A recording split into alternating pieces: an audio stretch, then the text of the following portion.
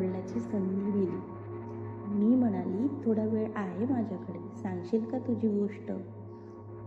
गौरी बसली आणि तिचा आवाज थोडा खोल गेला. मी पूर्वी तो होतो. जन्म दिला आई बाबांनी, पण जन्म घेतल्यापासून ते मला लपवत होते.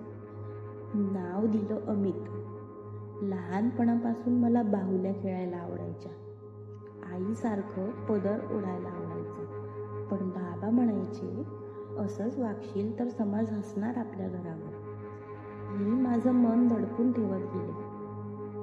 शाळेत मित्र हसायचे, हिजडा आहेस काय? मी रडायचे, पण उत्तर देत नव्हते. वय वाढलं, शरीर बदलत गेलं, पण मन मात्र नेहमीच गौरी होतं. महाविद्यालयात गेले, तिथंही अपमान, टोमणे, टाळणे, काही नव्हतं नवीन. एक दिवस स्वतःला आरशात पाहिलं आणि स्पष्ट केलं, मी अमित नाही, मी गौरी आहे. आईला सांगितलं, मी फक्त रडली आणि ती पण रडली. बाबा तर थेट घरातूनच हाकलून दिलं. माझ्याजवळ काही उरलं नव्हतं. किवही नाही, असंही नाही. पण जगायचं होतं म्हणून रेल्वे स्टेशनवर आलो. काही जुने तृतीयपंथी गट भेटले. त्यांनी सांभाळलं, शिकवलं, ही लोकल ट्रेनच तुझी व्यासपीठ आहे. इथं तू जिथं जाशील तिथं तुला शोध सापडेल.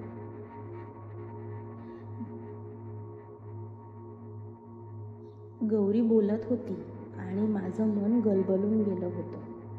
ती पुढे म्हणाली, कधी गाणी गाते, कधी लोकांचं भविष्य सांगते, कधी एखादी थकलेली बाई दिसली तर तिला पाण्याची बाटली देते. लोक म्हणतात हिजडा आहे, दूर राहा. पण मी कुणाचं वाईट केलं नाही. मीही फक्त माणूसच आहे ना. एक दिवस एक मुलगी भेटली चर्चगेट स्टेशनला.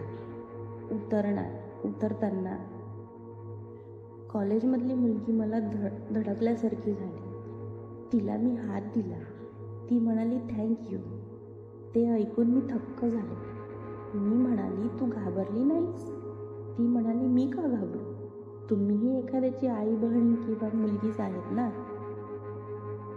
त्या दिवशी मी खूप रडली. कोणी पहिल्यांदाच मला माणूस म्हणून पाहिलं होतं. माझं एक स्वप्न आहे, मला एक छोटी संस्था सुरू करायची, जिथे माझ्यासारख्या लोकांना शिक्षण, काम, आत्मविश्वास मिळेल.